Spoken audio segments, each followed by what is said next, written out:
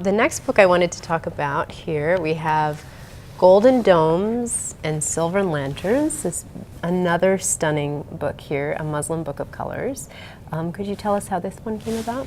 So the idea behind this was, as much as I love Night of the Moon and I loved writing about Ramadan, I wanted a book that was not holiday specific, that would be, a resource for people year round, and this is a nice way to introduce objects that are significant or concepts that are significant to Muslims through a color concept.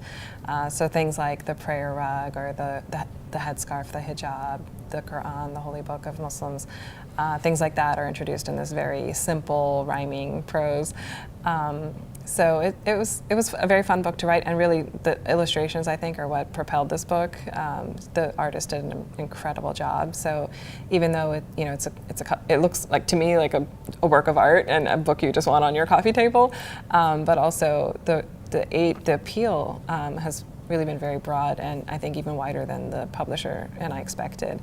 I think because there's a lot of faces in the book as well, people tell me that their babies, little babies, under age 1, respond to this book, and I think because of the simple text and the rhyme too, but they point to the faces, and they seem to connect with it in a really nice way. So I've been really happy with it.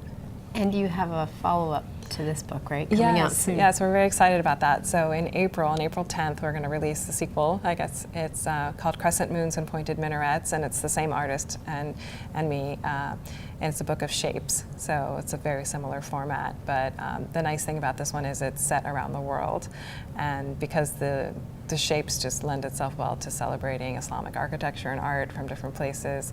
That's the way it's presented. So in Golden Domes and Silver Lanterns, there's the main girl character who sort of narrates things that are significant in her life, whereas in this book, you get a glimpse of many different cultures and many children. So and a lot of diversity within the Muslim faith exactly, as well. which is a nice thing to highlight, how diverse, the Muslim world, for lack of a better term, it really is.